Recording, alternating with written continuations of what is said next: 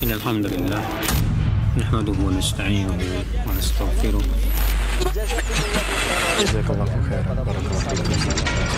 Roja TV, saluran tilawah Al-Quran dan kajian Islam.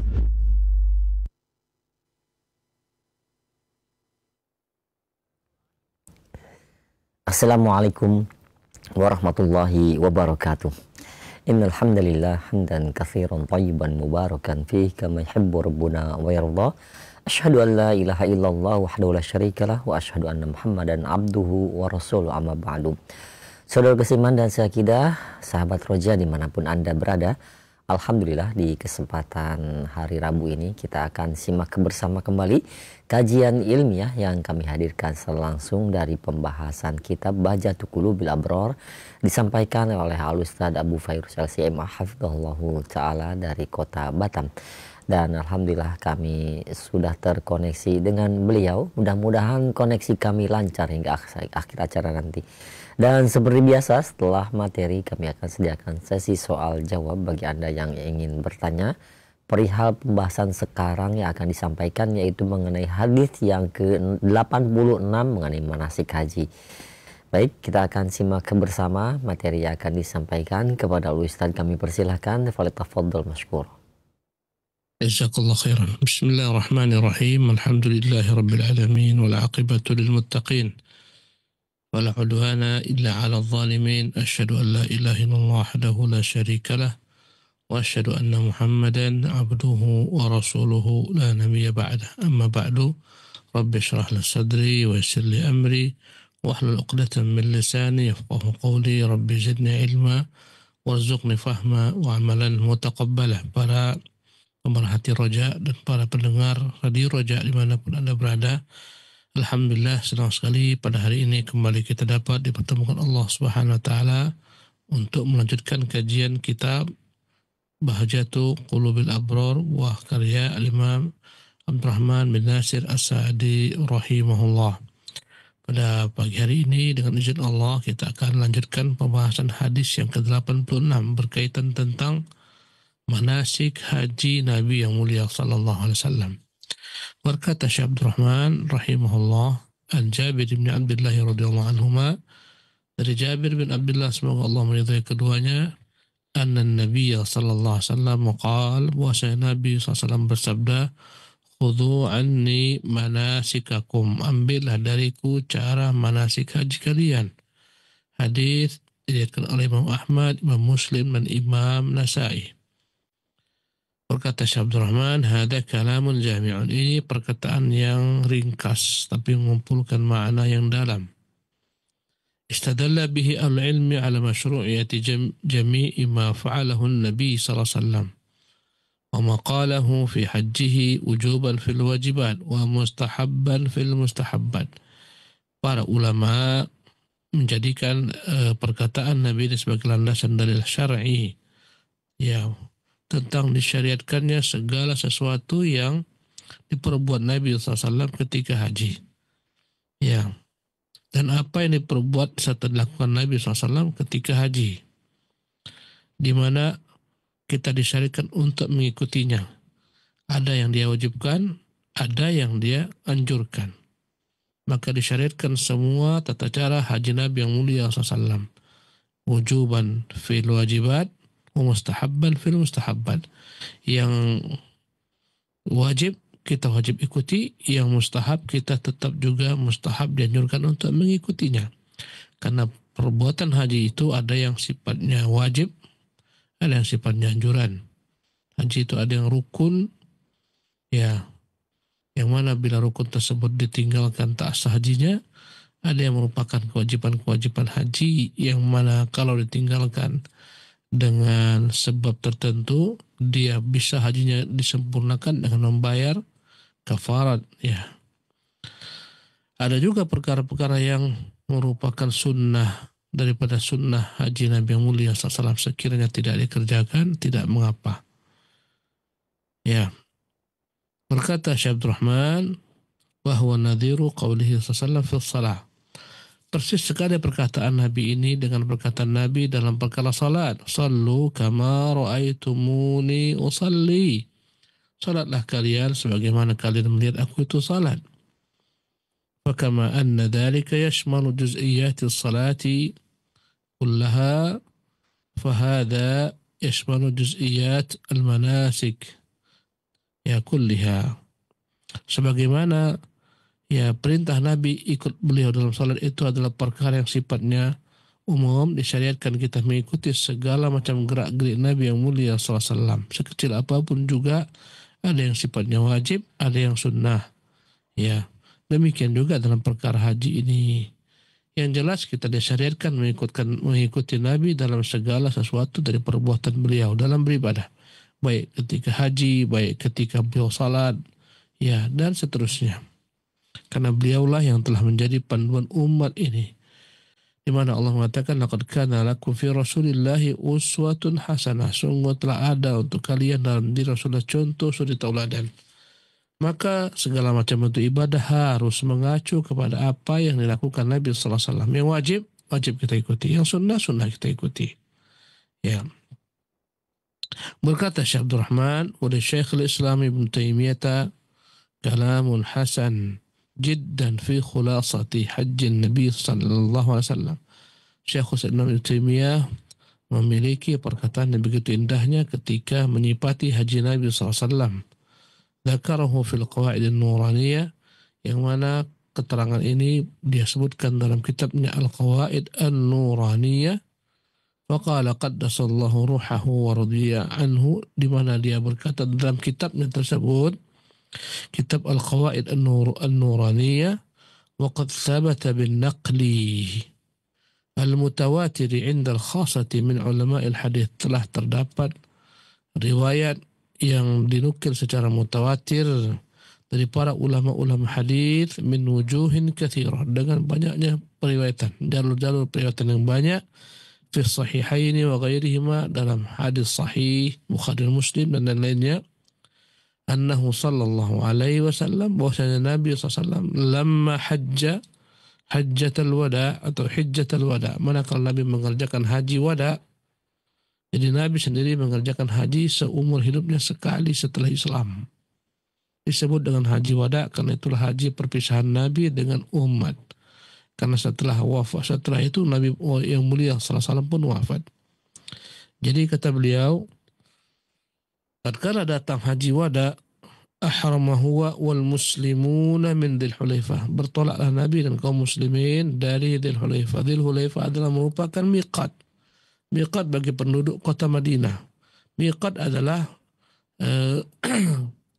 tempat-tempat yang ditentukan Nabi SAW untuk memulai ibadah ihram. Bagi penduduk Madinah namanya adalah Dzul Hulaifah. Bagi penduduk Asia Tenggara, Indonesia, Malaysia, Brunei dan semacamnya, miqat mereka adalah, ya, jika mereka melintas dari bawah maka dari arah Yaman, miqat mereka adalah Yalamlam. Ya, untuk orang Irak dan semacamnya mereka punya miqatnya Dzatu Irqin. Begitulah seterusnya. Jadi miqat adalah tempat-tempat yang ditentukan Nabi sallallahu alaihi wasallam untuk memulai ibadah ihram. Ihram untuk ibadah haji maupun untuk ibadah umrah. Di mana Nabi mengatakan hunna lahunna wa liman ata alaihinna min ghairi ahlihinna mimman arada al-hajja wal umrah. Tempat-tempat ini bagi penduduk masing-masing tempat tersebut, atau yang datang ke tempat tersebut bagi siapa yang ingin melaksanakan ibadah haji ataupun umrah. Karena Nabi dari Madinah, maka miqatnya adalah Dzul Hulaifah yang sekarang disebut dengan nama Abyar Ali atau Bir Ali. Pada masa Nabi SAW disebut dengan Dzul Hulaifah. Kemudian faqala, maka Nabi berkata, man syaa an yuhilla bi umratin falyaf'al. Ketika di Dzul Hulaifah di miqat, maka Nabi katakan kepada sahabat-sahabatnya, barang siapa yang ingin melepaskan niatnya berihlal dengan umrah, lakukanlah. Di sini tempatnya. Katakan labbaik Allahumma umratan. Aku datang memenuhi suruhan panggilan Allah untuk berumrah. Wa man syaa nuhilla bihajjatin falyahbar. Barang siapa ingin haji saja dan melepas niatnya di sini, disilahkan. Maka hendaklah dia mengatakan labbaik Allahumma hajjan. Ya, wa man syaa'a an yuhilla bi umratin wa hajjatin falyaf'al. Barang siapa yang ingin berihlal, mengucapkan niatnya untuk berhaji dan berumrah sekalian, maka lakukanlah. Katakan labbaik Allahumma hajjan wa umratan. Ya. Jadi dari sinilah seseorang itu memulai ibadah ihram dari Dzul Hulaifah. Bagi sebagian orang-orang yang mereka melintas dari atas pesawat, maka setiap tempat pesawat tersebut ya masing-masing telah diberitahukan, akan memberitahukan kepada jemaah umrah bahwa mereka akan segera melintasi miqat. Biasanya setengah jam sebelum melintasi miqat, mereka akan diberitahukan oleh armada kapal, armada pesawat. Diberitahukan setengah jam ke depan akan melintasi miqat, hendaklah setiap jemaah bersiap-siap memasang niatnya. Nanti seperempat jam sebelum melintas kembali diberitahukan. Ya, maka ketika itulah jemaah yang ada di atas pesawat memulai lafaz ihlalnya, mengucapkan labbaik Allahumma umratan. Ya, bagi yang ingin melaksanakan umrah dan haji sekaligus, haji tamattu, katakan labbaik Allahumma umratan. Ya, jemaah ini dimuliakan Allah Subhanahu Wa Taala. Jadi dari situlah namanya miqat. Dari situlah Nabi SAW memulai ibadah ihram. Bila mana orang telah mulai ibadah ihram, wajib bagi dia untuk menjaga larangan-larangan ihram. Larangan ihram contohnya ya memakai pakaian biasa.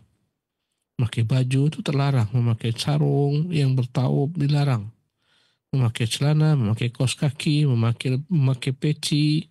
Ini larangan-larangan ihram. Ya, memakai apapun bentuk baju yang dipakai oleh manusia. Hanya boleh mengenakan dua pakaian saja. Pakaian berupa selendang untuk di atas. Bahasa Arabnya rida.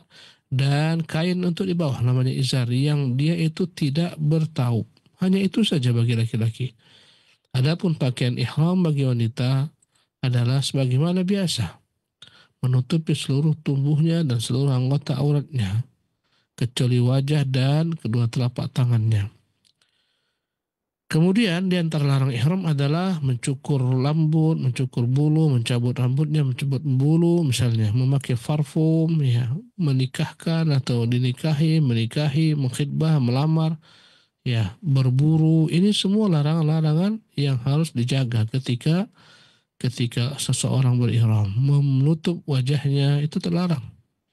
Menutup kepala bagi laki-laki ya, menutup kepalanya dengan kainnya atau dengan kain tak boleh. Ini semuanya bagian daripada apa yang terlarang. Memakai kaos kaki bagi laki-laki dan perempuan, memakai sarung tangan bagi laki-laki dan perempuan, semuanya larang-larang ihram. Di antaranya bagi perempuan adalah menutup wajah dengan cadar dilarang. Ya, kalau seorang perempuan ingin menutup wajahnya, maka tutuplah dengan selain daripada cadar. Dengan selendangnya misalnya, karena cadar pakaian wajah dan dia dilarang ketika ihram. Jemaah yang dimuliakan oleh Allah Subhanahu Wa Taala, kembali kepada hadis ini. Mereka pun setelah berihlal maka disunahkan untuk memperbanyak talbiyah sepanjang jalan, sekemampuan, sekuat kita. Laki-laki dianjurkan untuk mengangkat suara, mengucapkan labbaik Allahumma labbaik. Labbaika la syarika laka labbaik innal hamda wan ni'mata laka wal mulku la syarika lak. Bagi perempuan tidak mengangkat suaranya, masing-masing bertalbiyah sekemampuannya sampai tiba di Mekah, sampai talbiyah tersebut diputus bila mana kita akan memulai tawaf. Berkata Syekh Abdurrahman, falamma qadimu wa tafu bil baiti wa baina as-safa wal marwata amara jami'al muslimin alladhina hajju ma'ahu أن يحلوا من إحرامهم ويجعلوها عمرة إلا من ساق الهدي فإنه لا يحل حتى يبلغ الهدي محله فراجعه بعضهم في ذلك فغضب وقال انظروا ما أمرتكم به فافعلوا. Mereka pun bertolak. Berangkatlah jamaah haji rombongan sahabat ini, jumlahnya ketika itu banyak. Dalam beberapa catatan sejarah dikatakan sekitar 120.000 orang yang pergi haji bersama Nabi SAW. Allahu Akbar. Betapa cepatnya perkembangan Islam. Ya, pada tahun ke-8 Hijriah Nabi datang dengan pasukan sebanyak 10.000 pasukan. Pada tahun ke-8 Hijriah, haji pada tahun ke-10 Hijriah Nabi membawa sekitar 120.000 orang sahabat-sahabat. Allahu Akbar. Setelah mereka tiba di Mekah, mereka pun melaksanakan umrah. Ya. Mereka pun tibanya mereka di Mekah, mereka pun melaksanakan tawaf. Tawaf kemudian sa'i. Ya. Tawaf itu para jemaah sekalian dibagi ulama menjadi beberapa bagian. Pertama, kata mereka tawaf umrah. Tawaf umrah adalah tawaf yang dilakukan beriringan dengan ibadah umrah. Jadi ketika datang niatnya untuk umrah, dia tawaf, dan itu rukun umrah. Tawaf, sa'i, tahallul. Dia tawaf 7 kali, kemudian sa'i 7 kali, kemudian bertahallul. Ya, ini yang pertama, tawaf umrah. Beriringan dengan ibadah umrah. Yang kedua namanya tawaf qudum. Tawaf qudum adalah tawaf awal kedatangan orang-orang yang melaksanakan ibadah haji semata tanpa umrah, haji ifrad. Atau orang-orang datang melaksanakan ibadah haji qiran. Jadi pelaksanaan ibadah haji dibagi 3 pada masa Nabi. Ada namanya tamattu, ada namanya qiran, ada namanya ifrad. Tamattu adalah mengerjakan ibadah haji dan umrah. Antara keduanya dipisah. Ya, dikerjakan di bulan-bulan haji. Bulan haji itu dimulai daripada Syawal, Dzulqa'dah sampai tanggal 10 Dzulhijjah. Artinya bila mana seseorang ingin melaksanakan ibadah haji tamattu, dia bertolak di musim haji, misalnya di Dzulhijjah atau di Dzulqa'dah berangkat. Sampai di Mekah dia umrah dulu. Selepas umrah dia pakaian biasa kembali menunggu tanggal 8 Hijriah. Ini disebut haji tamattu. Adapun berikutnya,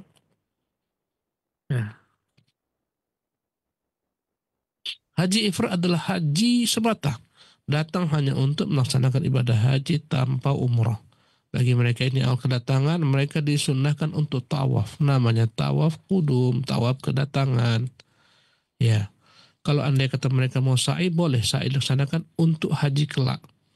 Nanti ketika datang masanya haji, dia tak perlu lagi sa'i karena sudah sa'i di depan. Ya. Jadi jemaah Allah SWT, ini yang kedua namanya tawaf haji. Ini namanya adalah umrah haji ifrad. Haji ifrad adalah haji semata. Yang ketiga adalah melaksanakan ibadah haji qiran. Qiran adalah menggandengkan haji dan umrah dalam satu waktu, satu pekerjaan.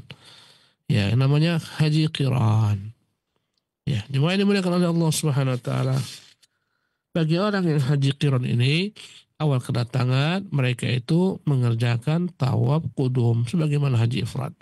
Jadi tawaf itu ada beberapa bentuk. Pertama tawaf umrah, kedua tawaf qudum, ketiga tawaf ifadah. Tawaf ifadah adalah tawaf haji yang merupakan rukun haji yang nanti harus dikerjakan. Ya. Ya, tawaf ifadah ini tidak harus seseorang memakai pakaian ihram. Bila mana selesai dia berihram, dia boleh tawaf ifadah dengan memakai baju biasa. Tawaf namanya juga tawaf haji. Ini rukun haji, tak sah haji tanpanya. Yang keempat disebut dengan nama tawaful wada. Tawaf wada adalah tawaf yang dilakukan ketika akan meninggalkan Masjidil Haram.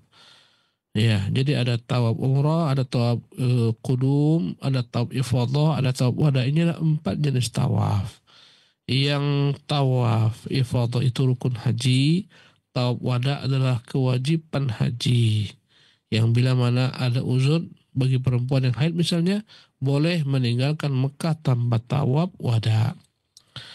Jadi inilah dia bentuk-bentuk tawaf. Setelah itu adalah tawaf sunnah. Tawaf sunnah adalah tawaf yang dikerjakan seorang kapan dia mau.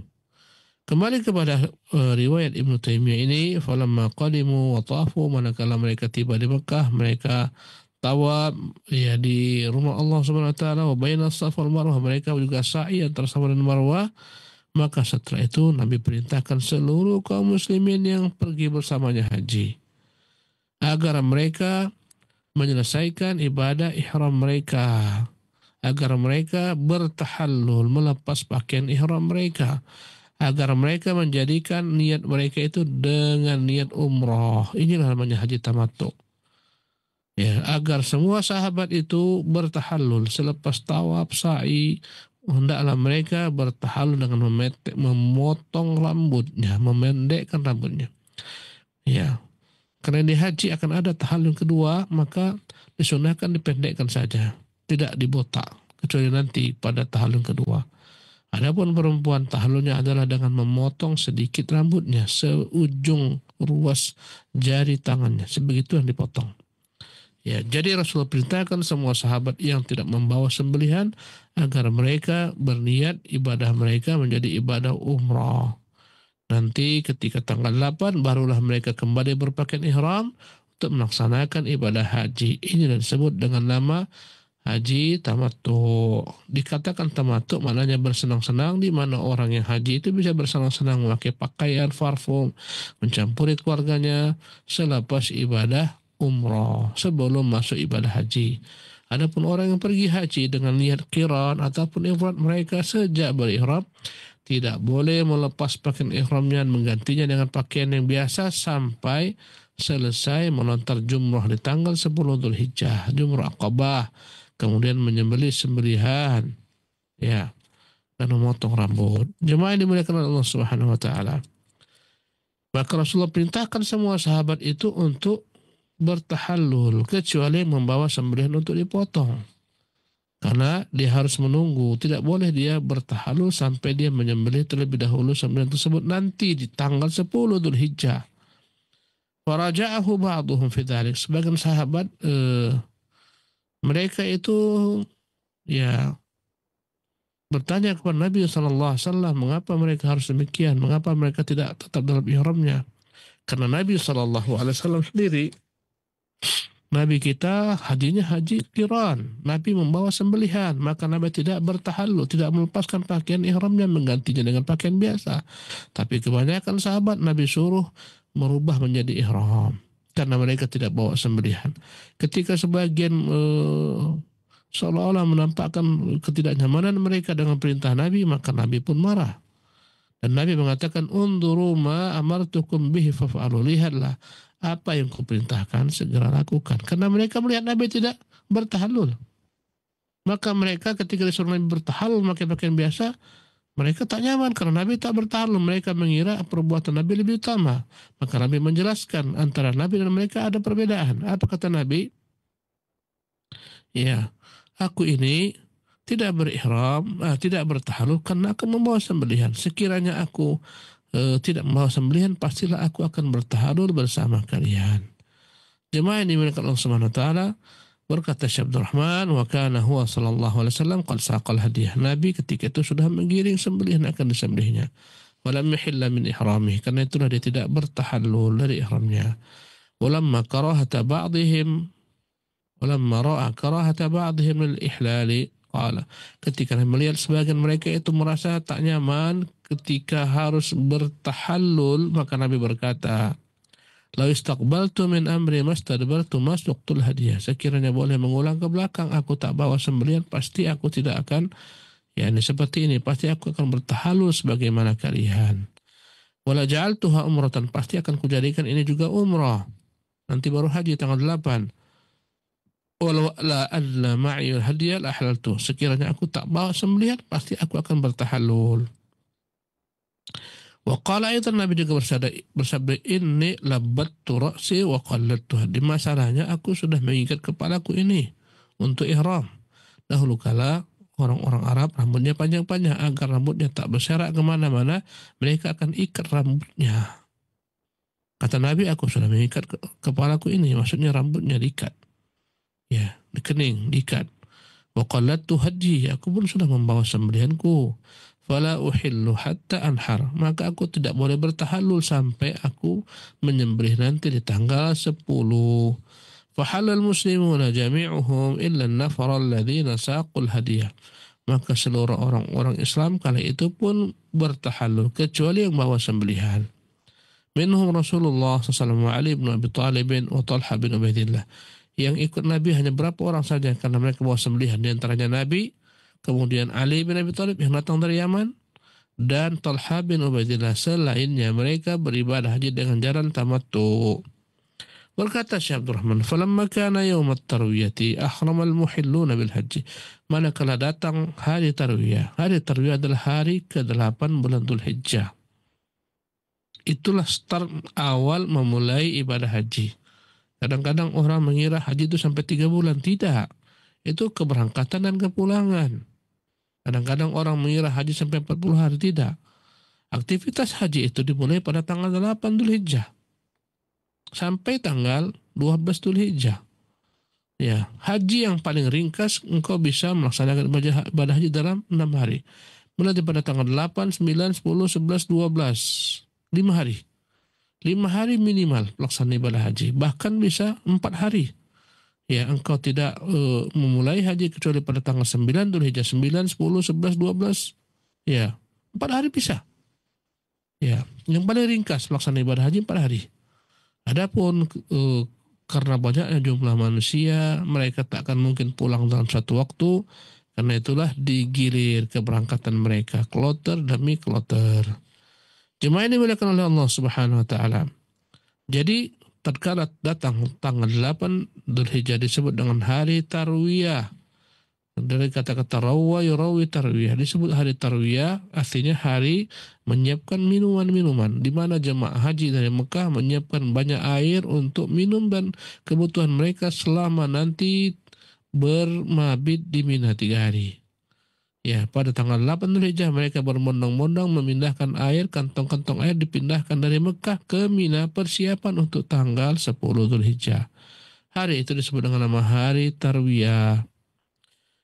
Berkata Syekh Abdul Rahman, "Falamma kana yaum at-tarwiyati ahramal muhilluna bil haji." Ketika datang hari tarwiyah tanggal 8 Dzulhijjah, mulailah kembali berihram orang-orang ingin melaksanakan ibadah haji. Maka semua haji yang datang dalam bentuk tamattu tanggal 8 Hijriah, mereka pun mengganti kembali pakaian biasa dengan pakaian ihram. Ya. Wahum zahibuna ila Mina. Kemudian Nabi dan sahabat pun bertolak menuju Mina dari Mekah di tanggal 8 Dzulhijjah dalam keadaan sudah berihram. Dari mana start ihramnya? Start ihramnya cukup dari rumah masing-masing, dari tenda-tenda masing-masing, dari hotel-hotel mereka masing-masing. Ya, kecuali yang hajinya ifrad ataupun qiran, mereka tetap tidak dalam keadaan melepas pakaian ihram sampai nanti selesai haji mereka tanggal 10 Dzulhijjah dengan melontar jumrah Aqabah. Kemudian jemaah dimuliakan Allah Subhanahu wa taala, ya, Nabi pun tiba di Mina. Apa yang dikerjakan di Mina pada tanggal 8 Hijriah, pada tanggal 8 Dzulhijjah? Kata beliau, "Fabata bihim tilka lailata bi Mina." Malam hari itu Nabi bermalam di Mina. Tanggal 8 Dzulhijjah Nabi bermalam di Mina sampai tanggal 9. Wa shalla bihim fiha adh-dhuhra wal 'ashra wal maghriba wal isya. Di Mina ini Nabi mengerjakan salat zuhur, asar, maghrib, isya, wal fajr dan subuh. Ya. Dan sunnah Nabi adalah memendekkan salat yang 4 rakaat. Zuhur dikerjakan 2, asar 2, isya 2, tapi semuanya tidak dijamak, dikerjakan masing-masing pada waktunya. Karena ketika itu Nabi tidak berjalan, menetap di Mina dari tanggal 8 sampai tanggal 9. 5 kali sholat Nabi di sana. Apa yang dikerjakan jemaah haji di sana? Tidak ada. Ya. Tidak ada secara khusus panduannya. Kemudian masuk tanggal 9 Dzulhijjah, itu hari disebut dengan nama hari Arafah. Ya. Tumasara bihim ila Namirah. Berangkatlah Nabi pada tanggal 9 Dzulhijjah menuju Namirah. Namirah adalah merupakan tempat yang dibangun di atasnya masjid sekarang disebut dengan nama Masjid An-Namirah. Ala tariqi Dabbin wa Namirah kharijah min Arafah. Rasulullah pun berjalan dengan para sahabat menuju Namirah, dan Namirah itu adalah tempat di luar Arafat. Ingat bahwasanya Masjid Namirah itu tidak semuanya masuk ke Arafat. Ya, ada sepertiganya itu di luar Arafat. Maka orang yang wukuf harus berhati-hati. Jangan sampai dia wukuf, yakni di luar Arafat. Wajib masuk ke Arafat. Jadi kembali kepada hadis ini, Nabi pun bertolak menuju ke Arafat dari Mina. Perjalanan kaki dari Mina menuju Arafat sekitar 6-7 kilometer. Min yamaniha wa gharbiha, dari arah kanan, dari arah baratnya. laysat minal harami wala min Arafah. Tempat Namirah ini sebagiannya bukan bagian daripada tanah haram, bukan juga dari bagian tanah di Arafat. Ya. Fanusibat lahul qubbatu bi Namirah, maka dibuatkanlah untuk Nabi tenda di Namirah untuk nanti beliau berpidato di sana. Wa hunaka kana yanzilu khulafa'uhu ar-rasyidun ba'dahu, di sanalah berhenti terlebih dahulu para khalifah-khalifah yang datang setelah Nabi yang mulia sallallahu. Wa bihal aswaq, pada saat itu di sana ada pasar, wa qada'ul haja wal aklu, dan di sana ada berbagai macam hal, ada jual beli, ada pasar, ada tempat membeli segala macam hajat dan keperluan. Jadi pada tanggal 9 Dzulhijjah Nabi pun bertolak menuju Arafat dari Mina. Kapan dia memulai bertolaknya? Nabi memulai bertolak ketika matahari telah naik, telah terbit sepenggalah. Ya, lebih sudah agak terang, Rasulullah pun bergerak menuju ke Arafat di tanggal 9 Dzulhijjah. Ya. Falamma zalati syamsu rakiba huwa wa man rakiba ma'ahu wa sarul muslimun ila al-musalla bi batni Uranah. Ketika matahari tergelincir, Nabi pun bertolak dari tempat di Namirah tadi, ya, ke tempat Rasulullah akan melaksanakan salat di lembah Uranah, lembah yang luas. Ya. Haitsu qad banna al-masjida wa labisa huwa min al-haram. Tetapi tempat ini, tempat Nabi akan turun, ya. Tempat Nabi sallallahu alaihi wasallam itu bukan termasuk ke dalam haram. Ya. Walaysa min Arafah, bukan pula bagian daripada Arafah. Wa innama huwa barzakun bainal mash'araini al-halal wal haram hunak. Dia adalah perbatasan antara tanah halal dan tanah haram di sana. Bainahu wa bainal mawqifi nahwa mil. Ya, sekitar 1 mil jaraknya dengan tempat wukuf di Arafat. Fa khataba fihim khutbatal haji ala rahilatihi.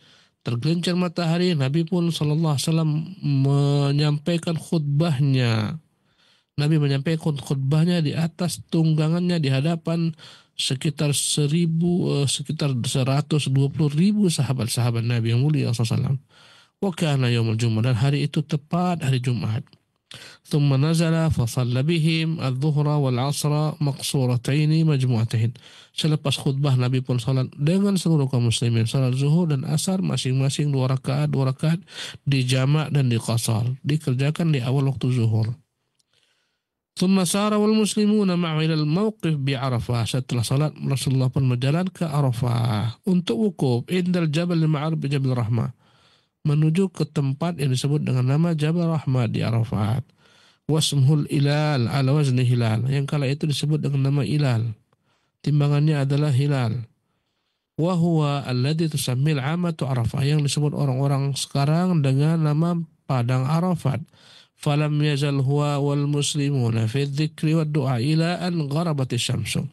Maka setelah selesai berpidato, selesai salat 2 rakaat zuhur dan asar, maka Nabi berangkat bertolak menuju Arafat dari tempat tersebut, dan Nabi yang mulia sallallahu alaihi wasallam di sana memperbanyak zikir, memperbanyak doa sampai matahari tenggelam. Sebaik-baik doa dan zikir diucapkan kali itu adalah ucapan tauhid. La ilaha illallah wahdahu la syarikalah, lahul mulku wa lahul hamdu wa huwa ala kulli syai'in qadir. Itu yang paling banyak didoakan Nabi sallallahu alaihi wasallam, dibaca Nabi ketika wukuf di Arafat. Tatkala matahari tenggelam, ya, selesai tanggal 9 Dzulhijjah, matahari tenggelam, maghrib masuk, fadafa'a bihim ila Muzdalifah. Nabi pun bertolak dengan kaum muslimin menuju Muzdalifah. Wa shallal maghrib wal isya'a ba'da maghrib syafaq. Maka Nabi di sana mengerjakan salat maghrib dan isya jamak, ya, mengerjakan maghrib dan isya di sana jamak takhir. Ketika sudah datang waktu isya, ketika sudah hilang bayang-bayang jingga, qabla hattir rihal, sebelum mereka turun di sana dengan segala macam tenda-tenda dan istirahat, mereka mengerjakan terlebih dahulu salat maghrib dan isya di Muzdalifah, jamaknya jamak takhir, maghrib 3, isya 2, setelah 2 kali dikumandangkan iqamat dan 1 kali adhan. hina nazal bi Muzdalifah wa bata bi hatta tala al-fajr, dan Nabi bermalam di Muzdalifah sampai terbit fajar waktu subuh. Berarti masuklah ke tanggal 10 Dzulhijjah. Fa shalla bil muslimin al-fajr fi awal waqtiha, mereka salat fajar di awal waktu bersama Nabi, mughallisan biha ziyadatan ala kulli yaumin. Benar-benar dikerjakan Nabi di pagi-pagi sekali. Ya, tidak sebagaimana kebiasaan hari-harian Nabi menunggu terlebih dahulu sedikit di awal fajar. Ya, thumma waqafa inda Quzah wa huwa Jabal Muzdalifah. Kemudian Nabi SAW pun berhenti berwukuf ya di tempat bernama Quzah. Dia adalah gunung di Muzdalifah yang disebut sekarang dengan nama Al-Mash'aril Haram. Disitulah Nabi berdiam setelah salat subuh. Setelah salat subuh di tanggal 10 Dzulhijjah, Nabi berdiam berzikir di sana. Falam yazal waqifan bil muslimina ila an asfara jiddan. Nabi tetap berzikir sehingga telah tampak menguning. Matahari belum lagi terbit tapi sudah menguning. Nabi pun bergegas bertolak meninggalkan Muzdalifah di tanggal 10 Dzulhijjah menuju ke Mina untuk menontar Jumrah Aqabah. Tsumma dafa'a bihim hatta qalima Mina. Bertolaklah Nabi di tanggal 10 Dzulhijjah dengan seluruh kaum muslimin menuju Mina. Fastaftaha bi rammi jamratil Aqabah. Yang dikerjakan Nabi awal tibanya di Mina melontar Jumrah Aqabah. Di Mina ada 3 jumrah. Ada yang pertama Jumratul Ula, yang kedua Jumratul Wusta, yang ketiga Jumrah Aqabah. Di tanggal 10 jamaah haji hanya melontar 1 jumrah, itu Jumrah Aqabah. Dia adalah jumrah yang paling terjauh, yaitu dari Muzdalifah, tapi dia yang paling dekat dengan ke Mekah, artinya paling ujung. Ya. Thumma raja ila manzil bi Mina. Setelah Nabi melontar jumrah, yakni Jumratul Aqabah, Nabi kembali ke tendanya di Mina. Thumma atal manhar. Setelah itu Nabi SAW mendatangi tempat penyembelihan. Wa nahara 63 badanah. Nabi pun mengalirkan darah, menyembelih sebanyak 63 daripada sembelihannya, kambing-kambingnya, minal hadi alladhi saqah, yang dibawa Nabi SAW. Wa amara aliyan fanahara al-baqi. Adapun sisanya karena semuanya berjumlah 100 disembelih oleh Ali. Wa kana mi'ah badanah thumma halaqa ra'sahu. Setelah itu Nabi pun mencukur rambutnya. Jadi urutannya yang diperbuat Nabi SAW, melontar pada tanggal 10 Dzulhijjah melontar jumrah, kemudian menyembelih sembelihan, setelah itu mencukur rambutnya. Di sini dicukur lebih utama. Ya. Ini yang dikerjakan Nabi SAW. Tapi kalaupun dibolak-balik nggak ada masalah. Ya, menyembelih dulu baru melontar, atau memangkas dulu baru melontar, nggak ada masalah dibalik-balik. Tapi yang dibuat Nabi SAW seperti yang saya katakan tadi.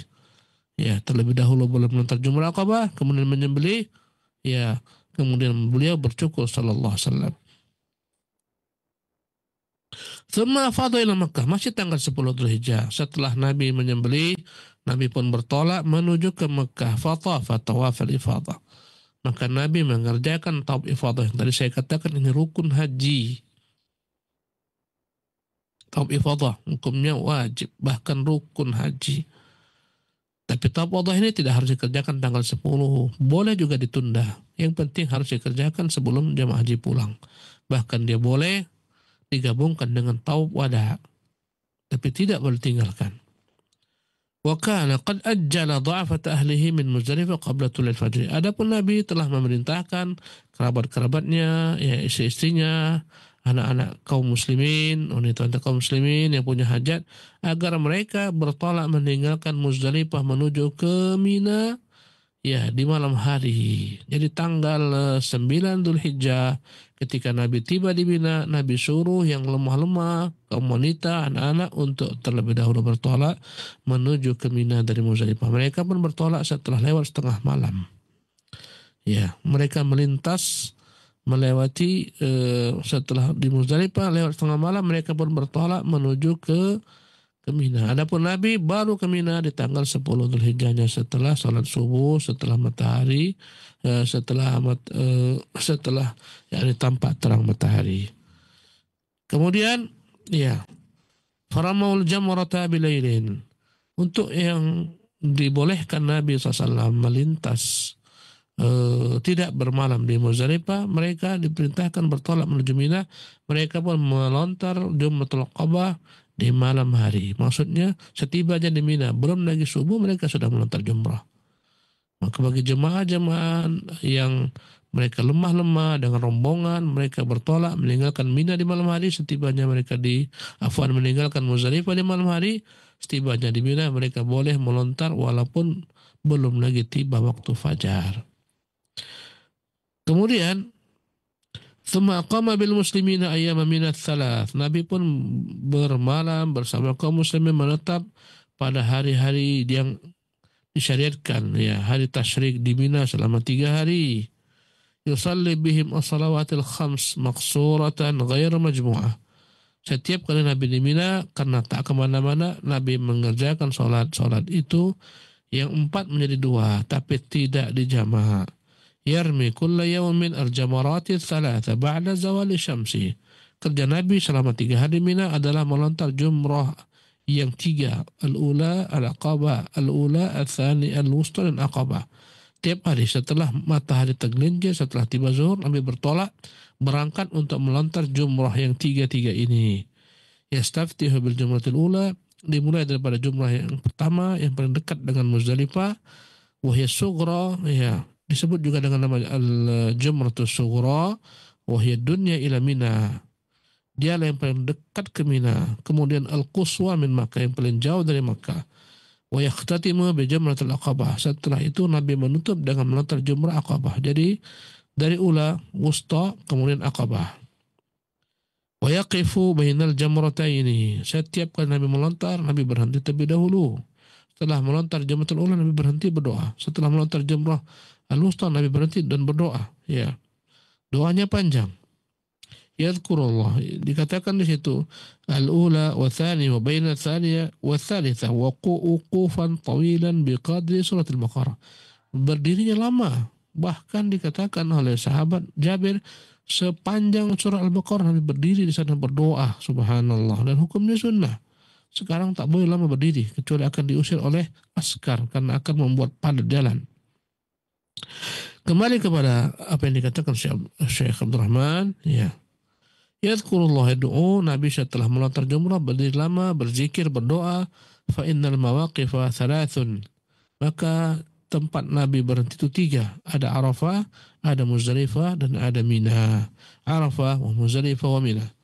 Thumma afadha akhir ayyam at-tashriqi ba'da ramil jamarat.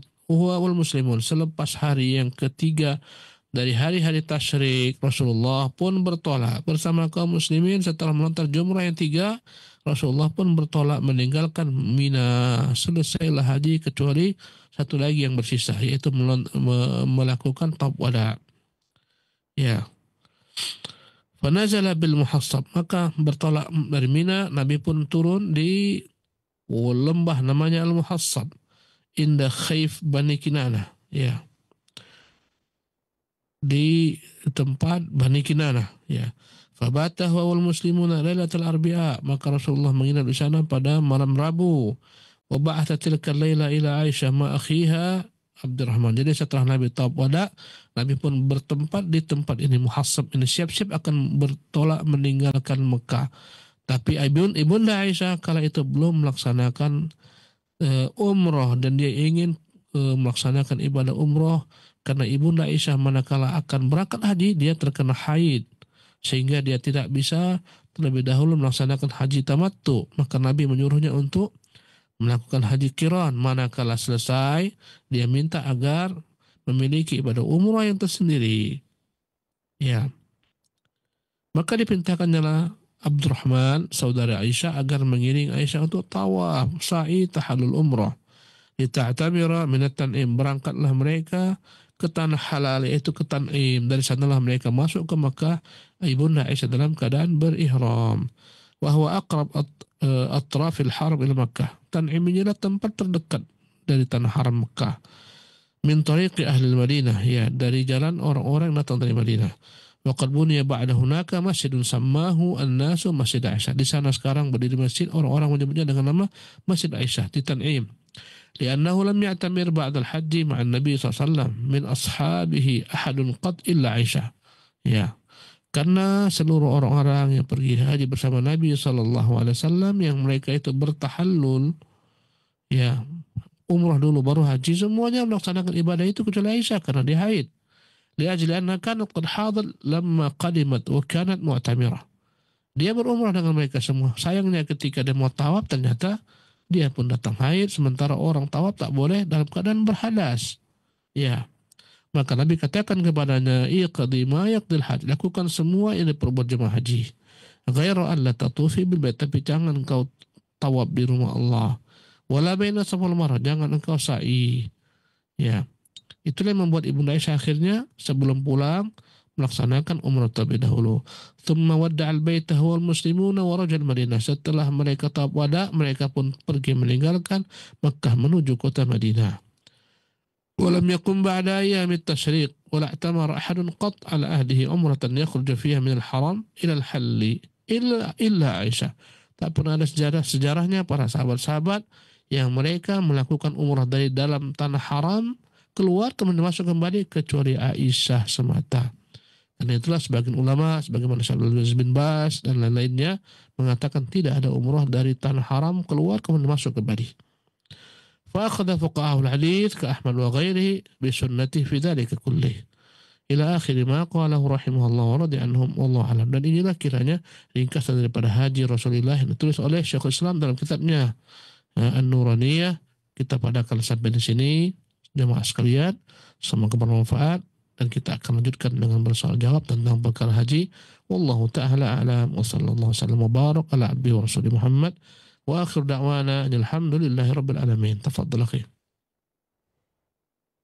Nah, baik, alhamdulillah, terima kasih banyak Ustaz. Jazakallahu khair atas materi yang telah disampaikan oleh Ustaz di kesempatan pagi hari ini dari pembahasan hadis yang ke-86 yaitu mengenai manasik haji dari kitab Bahjatul Qulubil Abror. Alhamdulillah, mudah-mudahan jadi ilmu yang bermanfaat bagi kita semua. Dan selanjutnya kami buka sesi interaktif, sesi soal jawab. Bagi Anda yang ingin bertanya perihal pembahasan ini, silahkan Anda bisa mengirimkan pertanyaan melalui layanan pesan WhatsApp di 0218236543 atau Anda juga bisa menghubungi kami di nomor telepon biasa di nomor yang sama di 0218236543. Tapi mohon maaf tidak menelepon di layanan WhatsApp. Ya, nah Ustaz, kami ajukan dulu yang pertama di layanan pesan WhatsApp. Ada pertanyaan dari penanya yang berada di Malaysia. Assalamualaikum warahmatullahi wabarakatuh. Barakallahu fiik. Ya Ustaz, jika ada seseorang yang sudah mampu berhaji namun takut disebabkan banyak dosa yang dilakukan sebelumnya, karena katanya pernah mendengar orang cerita jika dia banyak berdosa maka akan banyak masalah ketika di Mekah atau di tanah haram, Ustaz. Nah, bagaimana mengatasinya mengenai hal ini, Ustaz? Jazakallahu khairan atas jawabannya. Alhamdulillah wassalatu wassalamu ala Rasulillah la haula wala quwata illa billah. Di antara bentuk talbis iblis mengecoh manusia, membuat mereka terhalang untuk haji, tersebarnya berbagai macam berita-berita. Bila mana engkau banyak berbuat kezaliman, nanti di sana akan dibayar kezaliman tunai. Ya, maka sebagian orang yang dia berbuat kezaliman takut haji. Kenapa? Takut dibalas tunai kezalimannya di sana. Karena itu dia tak berhaji. Subhanallah. Disebutkan berbagai macam berita-berita yang aneh-aneh, yang mana orang berbuat zalim seketika dibalas di sana. Ya, akhirnya sebagian orang-orang yang sebenarnya berbuat zalim, mereka enggan untuk pergi melaksanakan ibadah haji. Inilah dampak daripada khurafat.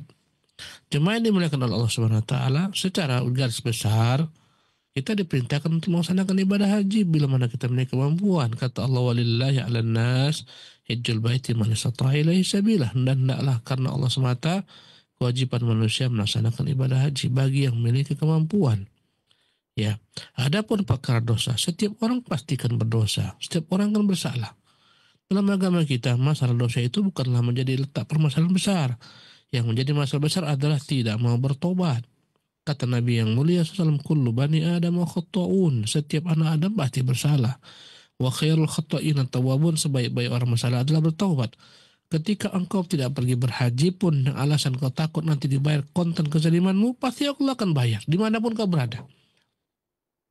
Secara kaidah besar bahwasanya setiap bentuk dosa-dosa kita Allah akan berikan baginya balasan. Bila mana Allah berkehendak bagi seorang hamba kebaikan, balasan dosa Allah simpan nanti di akhir, balasan dosa tersebut Allah segerakan di dunia dengan mendatangkan berbagai macam musibah, bala bencana, penyakit, ujian. Dengan itu Allah menghapuskan dosa-dosa. Karena dosa bisa dihapuskan dengan musibah yang datang. Ya, pada hartanya musibah, pada anaknya, keluarganya, ya ada yang meninggal.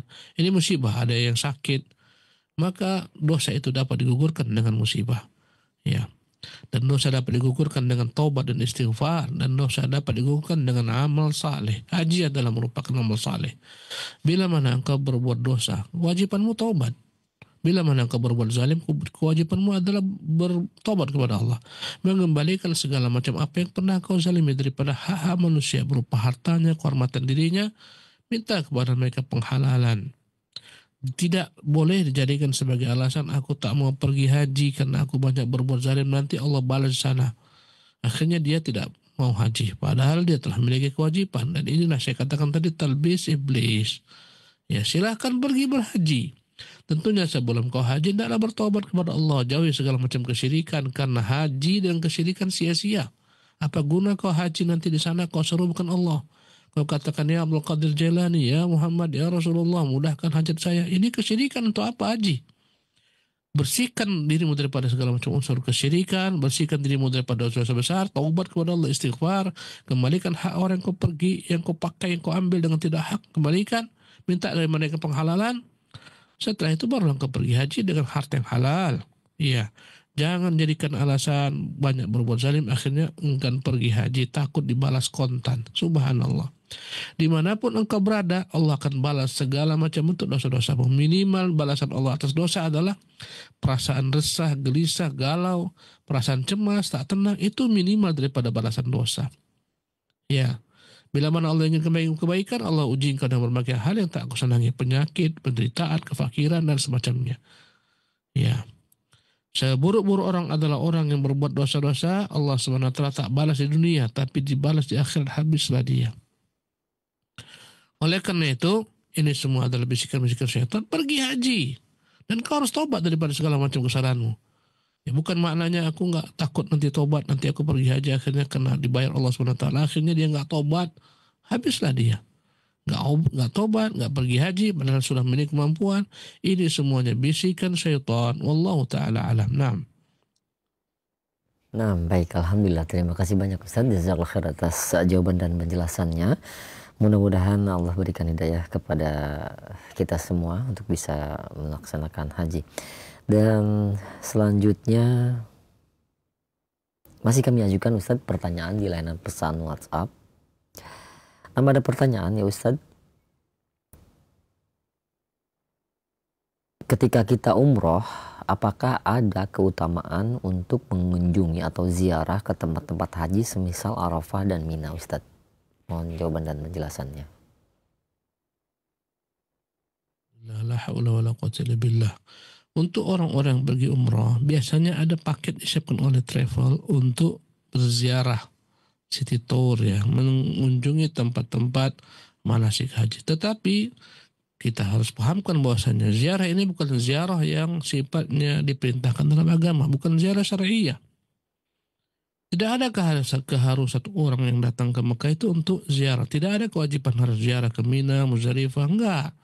Tetapi karena menimbang, ya, orang itu tidak setiap saat mudah pergi ke sana. Sebagian orang hanya sekali mampu umroh.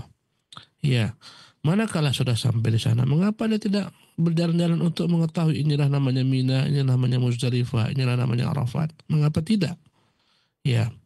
Oleh karena itulah kesempatan ini digunakan oleh sebagian besar travel-travel membawa jamaah ziarah, city tour, mengunjungi tempat-tempat manasik haji. Misalnya mereka bertolak terlebih dahulu ke Arafat, yang nanti melintasi Jabal Thaur. Di sana ada kisah Nabi yang mulia SAW ketika hijrah bersembunyi di Jabal Thaur, kemudian menuju Arafat. Di sana ada Namirah, di sana ada gunung Jabal Arafah. maka diberitahukan kepada jamaah. Leadernya akan beritahukan atau guide yang beritahukan ini begini, ini begini. Ini namanya Arafat, disinilah kaum muslimin wukuf di musim haji, tanggal 9 Dzulhijjah. Ya, disitulah dia menceritakan tentang haji, agar dia ambil pelajaran padanya.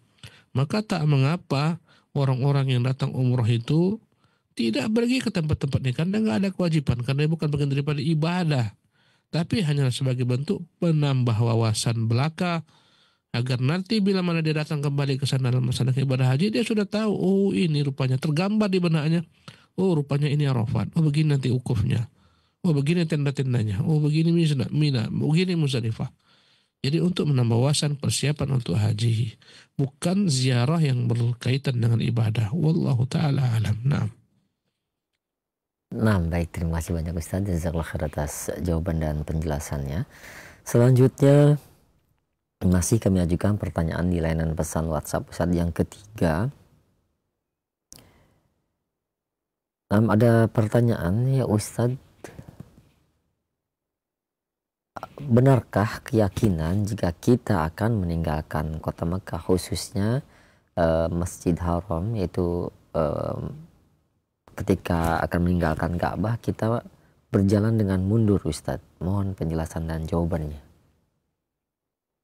Alhamdulillah ba'du, kembali kepada pangkal kajian kita. Nabi mengatakan khudhu anni manasikakum, ikutilah cara manasikku, ambil dariku bagaimana cara manasik haji kalian. Di antara sejumlah orang-orang melakukan bid'ah mungkar, bid'ah yang buruk, menyelisih apa yang diperbuat Nabi. Mereka mengatakan ini namanya Ka'bah adalah sumber kemuliaan, lambang kemuliaan, maka bila mana kita ingin meninggalkannya, janganlah kita membokongi, membelakangi Ka'bah, ya, jangan. Oleh karena itulah kata mereka, ini talbis iblis, bisikan iblis.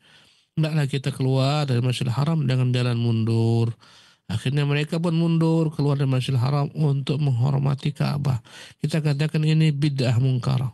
Ketika Nabi SAW tawaf wada, Nabi tak ada mundur seperti itu. Jalannya mundur, Allahu Akbar. Kau bayangkan jika rombongan orang banyak jalan mundur, akan berantakan, nabrak dan segala macam, mengganggu orang lain. Dan itu bid'ah dan tak masuk ke dalam logika berpikiran sehat. Oleh karena itulah, ambillah dari Nabi cara berhaji. Nabi ketika meninggalkan kota Makkah, tawaf wada, Nabi tidak pernah jalan mundur. Mengapa pula kau buat yang baru-baru? Mengapa kau mau jalan mundur? Aneh-aneh kau musim ini. Ya banyak yang aneh-aneh. Ya Allah musta'an. Merasa tak cukup dengan apa yang ditinggalkan Nabi, kecuali dia harus membuat bid'ah baru. Wallahul musta'an. Nah. Ustaz, baik, alhamdulillah, terima kasih banyak. Syukran jazakallahu khair atas jawaban dan penjelasannya. Selanjutnya mungkin kami akan berikan kesempatan bagi Anda yang ingin bertanya langsung, silakan di layanan telepon kami tunggu di 0218236543. Ya, halo. Silakan. Assalamualaikum. Waalaikumsalam warahmatullahi wabarakatuh. Dengan Ibu siapa, di mana? Dengan Bunda Nuril di Bogor. Silakan Bunda Nuril, ada pertanyaannya. Iya, begini Ustadz. Kalau tadi yang dilakukan oleh Nabi adalah pada tanggal 8 Zulhijjah itu melaksanakan tarwiyah menuju ke Mina. Tetapi biasanya kebanyakan yang mengikuti pemerintah itu langsung ke Arafah. Ini bagaimana hukumnya? Kemudian yang kedua, terkait dengan tawaf sunnah. Apakah tawaf sunnah ini ada yang menyebutkan itu sebagai pengganti dari sunat tahiyat masjid di Masjidil Haram? Terima kasih Ustaz. Assalamualaikum warahmatullahi wabarakatuh. Waalaikumsalam warahmatullahi wabarakatuh. Nah, silakan Ustaz. Alhamdulillah wassalatu wassalamu rasulillah la hawla wa la quwwata illa billah. Tadi kita sebutkan bahwasanya Nabi bertolak ke Mina di tanggal 8 Dzulhijjah pada hari tarwiyah. Sementara realita yang dilihat, disaksikan, dialami oleh jemaah haji, sebagian jemaah haji kaum muslimin, diantaranya dari jemaah Indonesia, mereka yang ikut pemerintah, mereka bertolak di tanggal 8 langsung menuju ke Arafat. Ya, kita katakan asalnya adalah khilafus sunnah, menyelisih sunnah. Namun jika dilihat ada kemaslahatan lain, ya menimbang jemaah Indonesia jumlahnya 250.000 orang, menimbang berangkat pada hari yang sama, bus tidak akan dapat mengcover. Ya, menimbang hal ini, akhirnya pemerintah membuat kebijakan, ada yang mulai berangkat malam hari, tanggal 7 sudah malam hari berangkat. Ya, kenapa? Karena banyaknya jumlah jemaah haji. Karena itulah mereka terlebih dahulu berangkat ke Arafah pada tanggal 8 Dzulhijjah misalnya, atau malam harinya. Pertanyaannya, bagaimana haji mereka? Kita katakan haji mereka sah. Dan kebanyakan daripada ulama mengatakan berangkat menuju ke Mina di tanggal 8 Dzulhijjah bukanlah kewajiban haji, tapi adalah sunnah haji. Artinya kalau andai kata ditinggalkan tak menjadi masalah hajinya, tak ada bayar kafarah apapun juga. Oleh karena itulah bagi jemaah haji yang ikut pemerintah di tanggal 8 langsung ke Arafat, karena pertimbangan tadi, ya kita katakan nggak ada masalah dengan hajinya, insya Allah tabaraka ta'ala. Tapi ingat, itu yang namanya wukuf baru dimulai tanggal 9 Dzulhijjah setelah matahari tergelincir. Wukuf itu waktunya setelah matahari tergelincir, setelah waktu zuhur barulah dimulai wukuf. Nabi SAW ya terlebih dahulu khutbah, selepas khutbah beliau pun salat zuhur dan asar 2 rakaat jamak takdim, barulah dimulai wukuf. Artinya ketika tanggal 8 engkau belum wukuf di Arafah, nggak ada kerjaan kecuali sebagaimana biasa, belum ada di sana ketentuan ibadah wukuf. Ya, tanggal 8 di sana. Ya, nanti tanggal 9 baru wukuf setelah tergelincir matahari waktu zuhur masuk. Adapun mengenai apa yang diperbuat jemaah Indonesia tidak ada masalah insya Allah. Apalagi jika timbangannya adalah timbangan perkara-perkara sifatnya darurat, ya, atau hajat yang bersangatan. Kalau satu hari semuanya mereka berangkat tanggal 9, tak sampai nanti mereka ke Arafah. Kalau nggak sampai ke Arafah, batal haji mereka. Wallahul musta'an. Nah. Baik, alhamdulillah, terima kasih banyak Ustaz. Jazakallah khair atas jawabannya. Demikian untuk Ibu Nuril. Dan selanjutnya yang kedua di layanan telepon kami terima. Silakan di 021 823 65436. Halo. Halo, Assalamualaikum warahmatullahi wabarakatuh. Waalaikumsalam warahmatullahi wabarakatuh. Dengan Ibu siapa di mana? Dengan Ummu Zahra di Riau. Silakan Ummu Zahra. Ya, terima kasih. Kalau kita di Masjidil Haram itu Ustaz sangat susah untuk mencari tempat sholat. Baru mau sholat udah disuruh pindah seperti itu sampai ke beberapa kali. Apakah semua di dalam Masjidil Haram itu walaupun tidak terletak dengan Ka'bah itu, apakah pahalanya sama untuk kita sholat itu Ustaz? Nah, mohon pencerahannya. Assalamualaikum warahmatullahi wabarakatuh. Waalaikumsalam warahmatullahi wabarakatuh. Nah, silakan Ustaz. Alhamdulillah ba'du. Tadi saya terluput satu pertanyaan lagi. Apakah tawaf sunnah itu pengganti tahiyatul masjid? Maka kita katakan, barang siapa yang dia masuk ke Masjidil Haram mampu melaksanakan tawaf sunnah, sebaiknya dia tawaf dulu, baru nanti sunnah, salat sunnah. Bila mana tak memungkinkan bagi dia tawaf, maka dia masuk ke Masjidil Haram, ya ketika itu tetap disyaratkan bagi untuk mengerjakan tahiyatul masjid. Kalau andai kata mampu, ya dia tawaf terlebih dahulu. Kalau andai kata tak mampu, cukup tahiyatul masjid. Ada pertanyaan kedua, dan pertanyaan sangat bagus sekali, realita dan fakta. Demikian, Masjidil Haram senantiasa sesak dengan orang. Untuk masuk ke Masjidil Haram, perjuangannya begitu berat. Apalagi sekarang, kita tahu semua ditutup jalan ke lantai bawah. Kecuali hanya untuk orang yang pakai pakaian ihram yang bisa masuk ke sana. Bahkan lantai 2-nya, lantai 3-nya, semuanya full dengan manusia. Kadang-kadang kita tak mampu salat dalam Masjidil Haram. Kadang-kadang kita salat di pelatarannya. Kadang-kadang kita salat di jalan. Kadang-kadang kita salat di musola-musola yang mengelilingi Ka'bah, seperti di Hilton di atas misalnya. Musola Abu Bakar Siddiq, ya, atau yang di Tower Zamzam. Maka kita katakan, fattakullah mastata'tum, bertakwalah kepada Allah semampu kita. Bila mana tak masuk ke Masjidil Haram, tak bisa masuk ke dalamnya, maka di pelatarannya. Tak bisa di pelatarannya, silahkan di musola yang mengiringinya. Di musola Abu Bakar, di musola di Hilton misalnya kan, yang di Tower Zamzam, atau di jalan. Yang penting tidaklah jauh jaraknya. Yang penting kita dapat melihat perpindahan gerakan sholat, kita dapat mendengar suara imam, kita dapat melihat orang-orang depan kita. Maka sholatnya semuanya insya Allah akan bernilai 100.000 kali. Jemaah yang dimuliakan oleh Allah Subhanahu wa taala, memang ada persisian antara ulama apa yang disebut dengan Masjidil Haram yang dijanjikan Nabi salat padanya 100.000 kali. Pendapat yang mendekat kepada kebenaran, Masjidil Haram adalah semua tanah haram. Ya. Semua tanah haram itulah Masjidil Haram. Bukan hanya bangunan Masjidil Haram saja. Oleh karena itu bila mana Anda salat di hotel-hotel Anda, salat di musola-musola dekat hotel, Anda dihitung salat di Al-Masjidil Haram akan dapat nilai 100.000 kali. Ya, tetapi saya lebih condong bila mana Anda jauh di hotel-hotel Anda, ya, sebaiknya sholatlah Anda berjamaah bersama orang-orang Anda saja. Jangan bermakmum ke Masjidil Haram jika jaraknya jauh. Ya, karena tak nyambung safnya, terputus safnya, dan seterusnya. Lebih baik Anda sholat di hotel-hotel berjamaah bersama Anda, atau sholat di musola dekat hotel, ikut dengan imam-imam di sana, tidak mengarah ke Masjidil Haram karena jaraknya jauh, yang luar biasa jauhnya. Kadang-kadang 2 kilo, 3 kilo dia di hotel sholat mengikuti Masjidil Haram.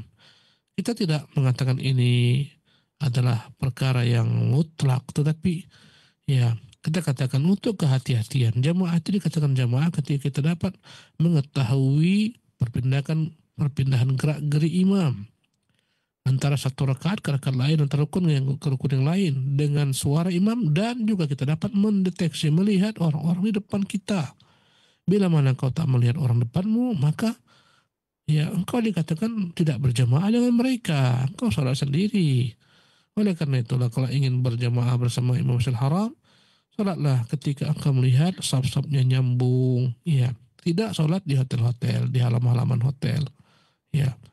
Tetapi dimanapun Anda sholat, ya, bila mana memang itu selama di dalam tanah haram, Anda akan mendapatkan nilai 100.000 kali sholat. Di antara dalil yang digunakan mereka bahwasanya Allah mengatakan subhanalladzi asra bi 'abdihi lailan minal masjidil haram ilal masjidil aqsa. Allah mengatakan maha suci Tuhan Allah yang menjalankan hambanya di malam hari dari Masjidil Haram ke Masjidil Aqsa.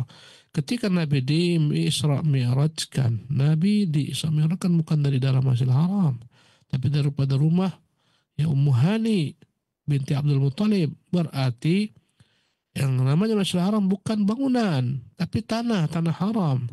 Karena Nabi di Isra Mi'rajkan bukan dari Masjidil Haram, tapi dari rumah Ummu Hani. Dari situlah para ulama mengatakan bahwasanya haram itu adalah tanah haram, bukan Masjidil Haram. Ya.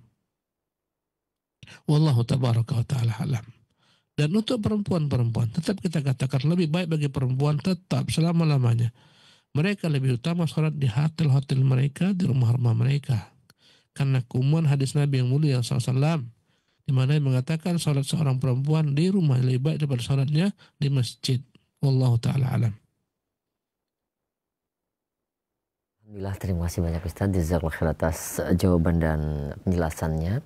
Dan mohon maaf untuk waktu yang telah tersedia telah mencukupi Ustadz, dan kami tidak bisa melanjutkan untuk sesi tanya jawabnya, dan mungkin ada ikhtitam untuk dapat disampaikan untuk para sahabat roja sekalian. Bismillahirrahmanirrahim. Untuk seluruh para pemirsa yang Allah SWT, pemerhati roja, pendengar roja dimanapun Anda berada, haji adalah merupakan rukun Islam. Oleh karena itu hendaklah Anda ketika berangkat haji benar-benar menyiapkan bekal ilmu, bukan hanya finansial, agar Anda melaksanakan ibadah haji yang sah, haji yang mabrur, sesuai dengan apa yang dicontohkan Nabi yang mulia sallallahu alaihi wasallam. Karena haji kesempatan yang sulit, yang bagaimana kita ketahui orang mendaftar sekarang mungkin 10 tahun baru berangkat. Bila mana Allah berikan bagimu kesempatan haji, gunakanlah dengan sebaik-baiknya. Pergilah haji, pelajari bagaimana manasik haji yang benar yang diajarkan Nabi mulia SAW agar tidak sia-sia hajimu. Kata Nabi, khudhu anni manasikakum, ambillah dariku cara berhaji kalian.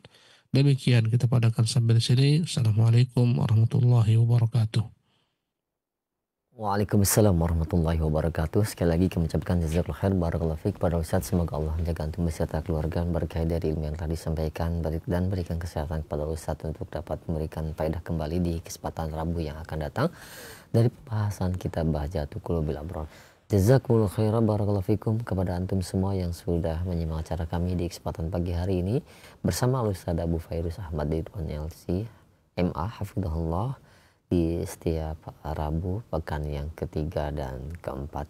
Insyaallah kita akan kembali berjumpa di kajian yang akan datang dalam suasana bulan Ramadan yang mudah-mudahan Allah berikan kita umur yang panjang dan berkah dan sehat dalam memasuki bulan Ramadan tersebut. Demikian kami undur diri, mohon maaf apabila ada kesalahan. Assalamualaikum warahmatullahi wabarakatuh.